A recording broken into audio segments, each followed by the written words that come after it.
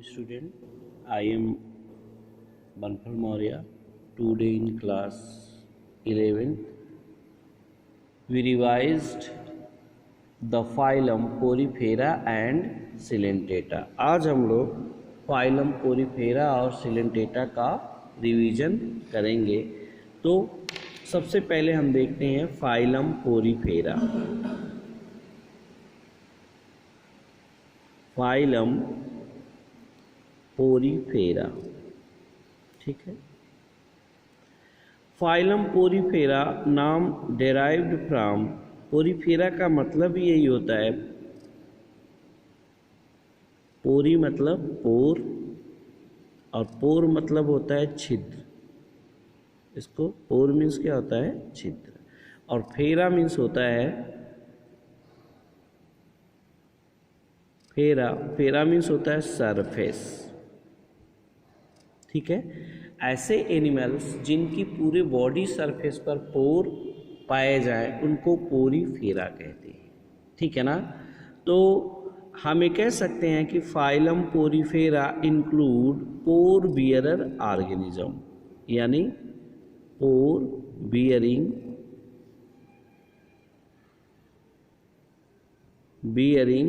Animals. पोर bearing animals को हम क्या कहेंगे? पोरीफेरा, ठीक है। तो यहाँ हम देखेंगे कि पोरीफेरा के क्या जनरल कैरेक्टरिस्टिक फीचर होते हैं।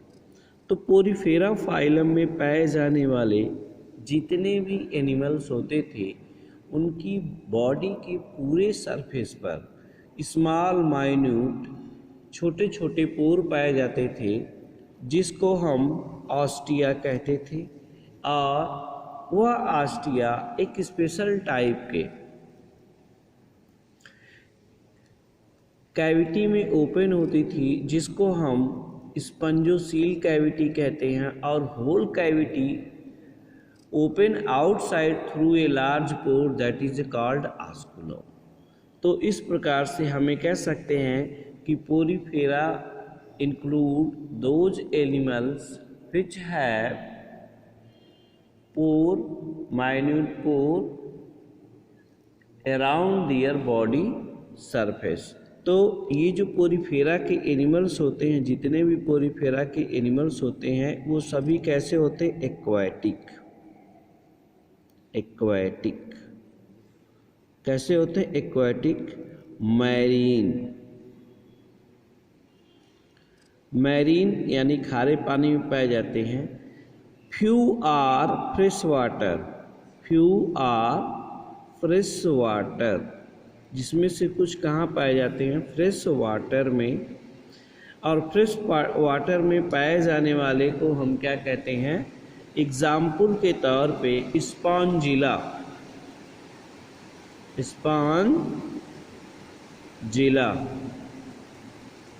पाए जाने वाले को स्पॉन्जिला कहते हैं। और स्पॉन्जिला को हम प्रायः फ्रेश वाटर स्पंज के नाम से जानते हैं। तो पोरीफेरा में जितने भी एनिमल्स होते हैं तो हम पोरीफेरा को जनरली स्पंज के नाम से भी जानते हैं। तो इसको हम कहते हैं फ्रेश वाटर स्पंज। अब यहाँ देखिए कि इनका हैबिटेट क्या होता है। ये मोस्टली क्या होते हैं? फ्रेश वाटर एक्वाटिक होते हैं, ज़्यादातर मैरीन वाटर में होते हैं। लेकिन इसकी कुछ स्पीसीजें फ्रेश वाटर होती हैं, जैसे कि स्पॉन्जिला को फ्रेश वाटर स्पंज के नाम से जानते हैं। इनकी बॉडी में सेलुलर लेवल का बॉडी ऑर्गेनाइजेशन पाया जाता है। Cellular level of body organisation.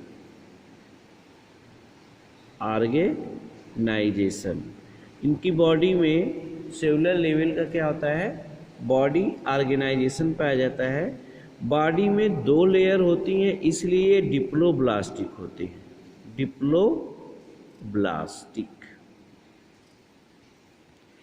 Outer ectoderm,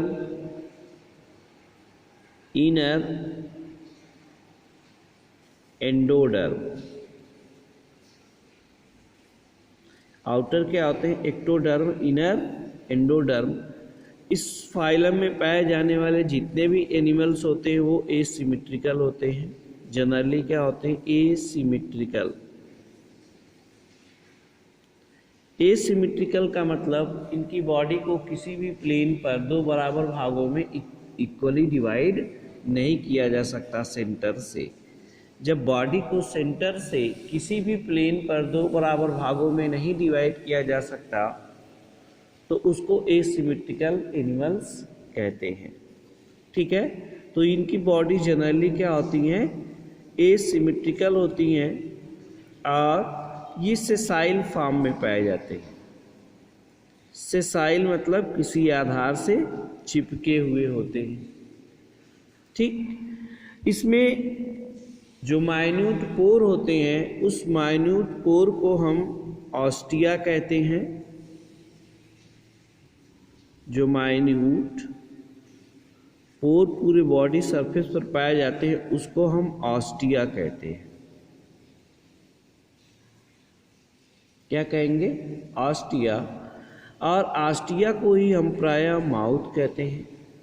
इसमें इसके थ्रू वाटर इंटर करता है इनकी बॉडी में, जो एक कैविटी में जाता है जिसको हम कहते हैं स्पंजोसील कैविटी। Spongocoel cavity. तो स्पंजोसील कैविटी किस में पाई जाती है? स्पंज में पाई जाती है। आई होप यू अंडरस्टैंड। ठीक है, अब many mouth and one exist, यानी सेवरल माउथ हो जाते हैं और बाहर जाने का एक ही रास्ता होता है जिसको हम आस्कुलम। तो मेनी माउथ, मेनी ऑस्टिया हो जाएंगे और वन एग्जिस्ट जिससे वाटर बाहर निकलता है उसको हम क्या कहते हैं? आस्कुलम। उस पार्ट को हम क्या कहते हैं? आस्कुलम। ठीक है, अब ध्यान दीजिएगा, इनमें डाइजेशन जो होता है, डाइजेशन वो इंट्रासेलुलर होता है। इंट्रासेलुलर डाइजेशन कैसा होता है? इंट्रासेलुलर। इंट्रासेलुलर डाइजेशन किसे कहते हैं? जब डाइजेशन एक सेल्स के अंदर हो तो उसको हम क्या कहते हैं? इंट्रासेलुलर। या फूड वैक्यूल के अंदर हो तो उसको हम कहते हैं इंट्रासेलुलर डाइजेशन। ठीक है, तो ये डिप्लोब्लास्टिक होते हैं। कैसे होते हैं? ये सारे एनिमल्स डिप्लोब्लास्टिक होते हैं, outer ectoderm and inner endoderm. तो जो इनकी एंडोडर्म लेयर होती है उस पर स्पेशल टाइप की सेल्स की कवरिंग होती है। स्पेशल टाइप की सेल्स की क्या होती है? कवरिंग होती है। और उस स्पेशल टाइप की सेल्स की कवरिंग को हम कहते हैं कोइनोसाइट सेल्स। कौन सी सेल्स कहते हैं? Choanocyte cell.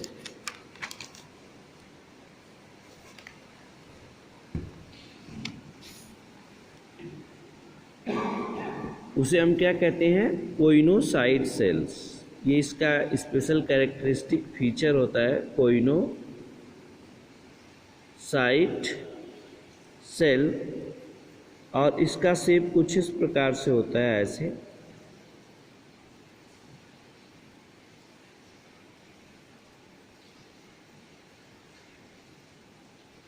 ठीक है, इसको हम कहते हैं कोइनोसाइट सेल्स।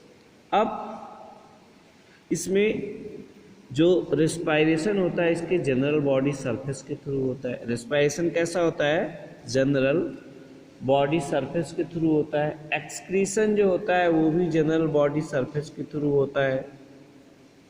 फिर इसके बाद इसमें वाटर करंट कैनाल पाई जाती है। क्या होती हैं? वाटर करंट कैनाल सिस्टम होता है। Water current canal system present होता है। और इस water canal current canal system जो प्रेजेंट होता है, तो थ्री टाइप्स के वाटर करंट कैनाल सिस्टम होते हैं। एक को कहते हैं साइकेनॉइड,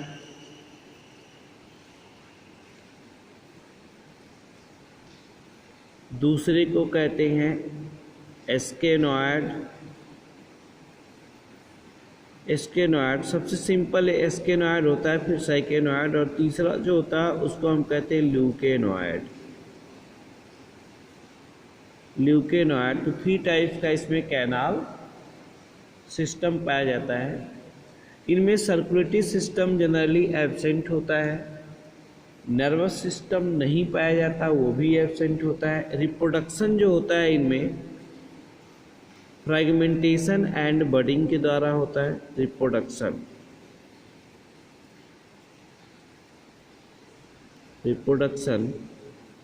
किसके द्वारा? फ्रैगमेंटेशन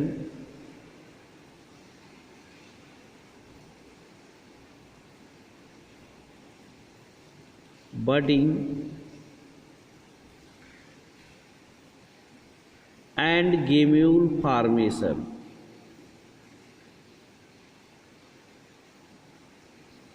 गेम्यूल फॉर्मेशन, तो इनमें तीन प्रकार से सेक्सुअल रिप्रोडक्शन हो सकता है, फ्रैगमेंटेशन के द्वारा, बडिंग के द्वारा, और गेम्यूल का निर्माण होता है उसके द्वारा भी इनमें रिप्रोडक्शन हो सकता है। Sexual reproduction take place through gamete formation. Sexual reproduction gamete formation के थ्रू होता है। गैमीट बनते हैं, मेल गैमीट और फीमेल गैमीट, और ये जितने भी एनिमल्स होते हैं सभी हर्माफ्रोडाइट होते हैं। हर्माफ्रोडाइट का मतलब बाइसेक्सुअल, मेल और फीमेल दोनों एक ही में हो। हर्माफ्रोडाइट।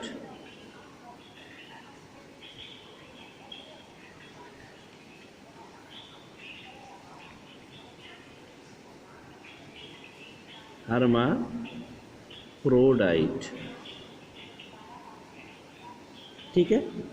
तो ये हर्माफ्रोडाइट नेचर के होते हैं। अब हम आगे की तरफ देखते हैं कि इनमें जो डेवलपमेंट होता है वो जनरली डायरेक्ट होता है। डेवलपमेंट क्या होता है? डायरेक्ट होता है, और कुछ एनिमल्स में इनडायरेक्ट डेवलपमेंट होता है। एग्जाम्पल के रूप में हम यहाँ पे ले सकते हैं, जैसे साइकान है, ठीक है ना, यूस्पांजिया है, साइकान को साइफा कहते हैं, यूस्पांजिया,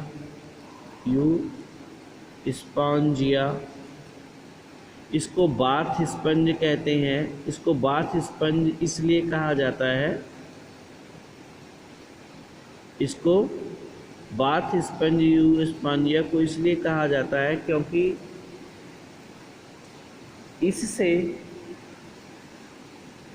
नहाने के लिए स्क्रबर बनाया जाता है, ठीक है। और दूसरा है क्लायोना, इसको बोरिंग स्पंज कहा जाता है, बोरिंग स्पंज, इनको क्या कहा जाता है? बोरिंग स्पंज कहा जाता है। तो बोरिंग स्पंज ये पर्ल इंडस्ट्रीज के लिए पॉइजन का काम करते हैं। पर्ल इंडस्ट्री में पॉइजन का काम करने का मतलब कि ये पर्ल को छेद देते हैं, छेदने से उनमें पर्ल या मोती का फॉर्मेशन नहीं हो पाता है, इसीलिए इसको हम क्या कहते हैं? बोरिंग स्पंज के नाम से जानते हैं, ठीक है। फ्रेश वाटर स्पंज होता है जिसको स्पॉन्जिला कहते हैं, स्पॉन्जिला, इसको हम फ्रेश वाटर स्पंज कहते हैं, एक्सेट्रा। तो ये सारे जो हैं ये फाइलम सिलेंटेटा के कैरेक्टरिस्टिक फीचर हैं। तो फाइलम सिलेंटेटा के कैरेक्टरिस्टिक फीचर हो गए। तो आज के क्लास में आई होप यू अंडरस्टैंड, आपने रिवाइज किया पूरा फाइलम सिलेंटेटा। इस प्रकार से आप नेक्स्ट फाइलम का भी रिवीजन करेंगे, ठीक है। तो फाइलम सिलेंटेटा की तरफ हम चलेंगे अब। चलिए, फाइलम सिलेंटेटा। सिलेंटेटा फाइलम एक ऐसा एनिमल्स ग्रुप का फाइलम होता है, ठीक है।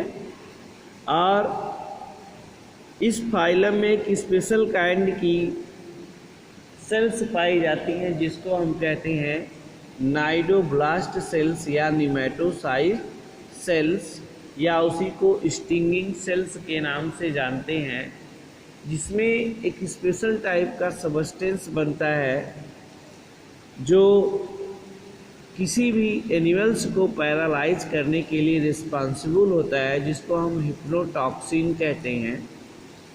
तो इस पूरे सिलेंटेट फाइलम को हम प्रायः नाइडेरियन कहते हैं। नाइडेरिया, फाइलम नाइडेरिया, फाइलम ऐसे यहाँ हम देख सकते हैं, फाइलम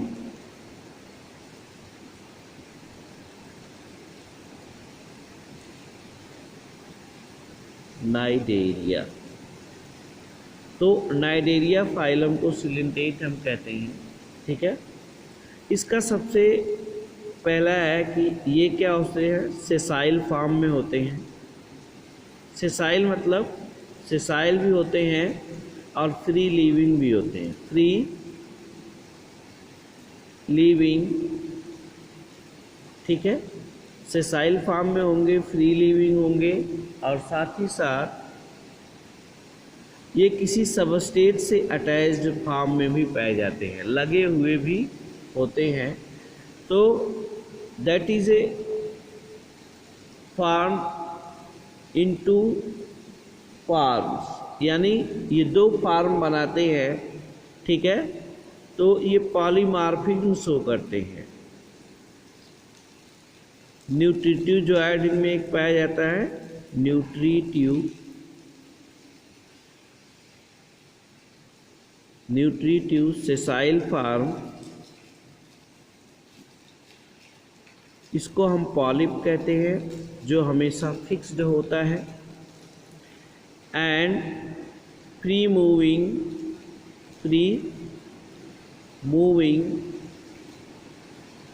और स्विमिंग, जिसको हम मेडूसा कहते हैं, मेडूसा, ठीक है। तो इस फाइलम के जितने भी एनिमल्स होते हैं वे सारे एनिमल्स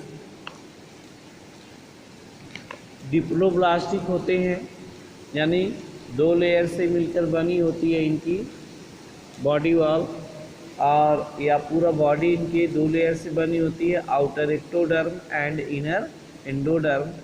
और साथ ही साथ फाइलम सिलेंटेट के जो एनिमल्स होते हैं उनमें सिमिट्री पाई जाती है। जनरली ये रेडियली सिमिट्री को शो करते हैं, जबकि स्पेशली ये बाई रेडियल सिमिट्री शो करते हैं। तो ये डिप्लोब्लास्टिक होते हैं, radially ORR by radially symmetrical होते हैं, डिप्लोब्लास्टिक होते हैं, और एसिलोमेट होते हैं, सिलोमिन में नहीं बनता है। और साथ ही साथ ये सेसाइल और फ्री मूविंग फॉर्म में पाए जाते हैं। These animals is also called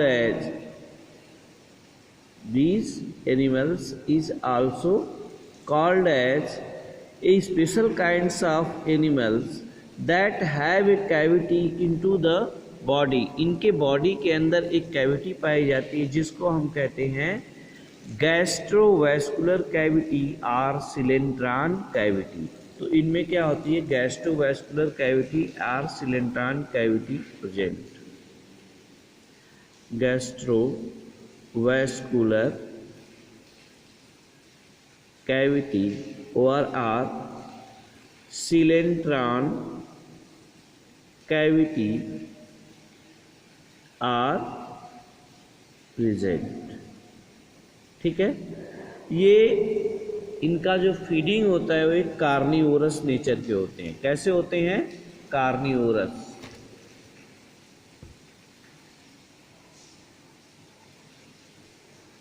carnivorous, और जनरली ये फीड क्या करते हैं, क्रस्टेशियन लार्वा को, क्रस्टेशियन लार्वा।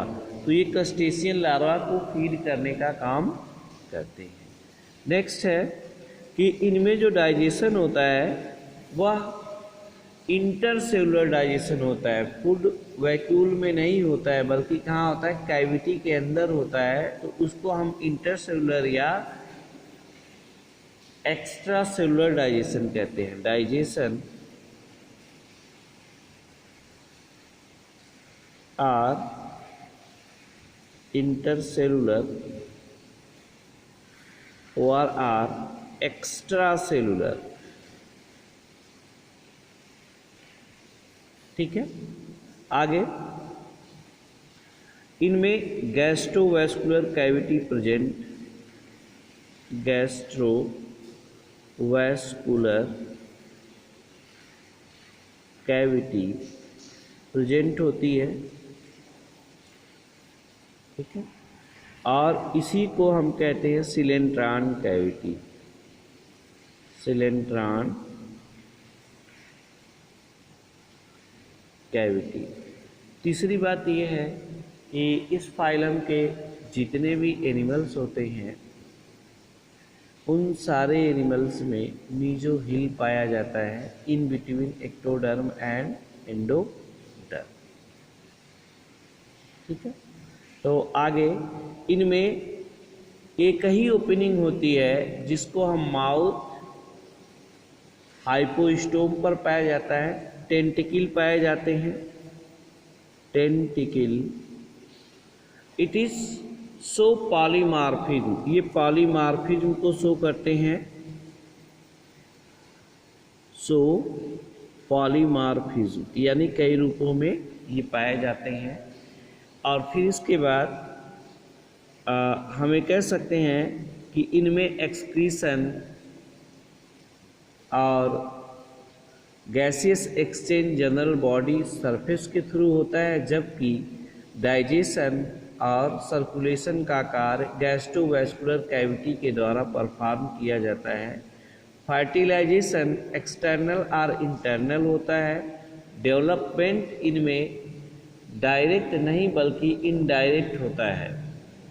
डेवलपमेंट क्या होता है, इनडायरेक्ट होता है, अर्थात इनमें लार्वल स्टेज बनती है। लार्वल स्टेज केवल हाइड्रा में नहीं बनती है, बाकी सब में बनती है। तो इसमें एसेक्सुअल रिप्रोडक्शन बडिंग के द्वारा और फ्रेगमेंटेशन के द्वारा होता है। इसके एग्जाम्पल के तौर पे हम यहाँ पे कह सकते हैं कि जैसे हाइड्रा हो गया, क्या हो गया, हाइड्रा, ठीक है, और सी एनीमून हो गया, मेट्रीडियम तथा एडम्सिया आते हैं सी एनीमून में, सी एनीमून।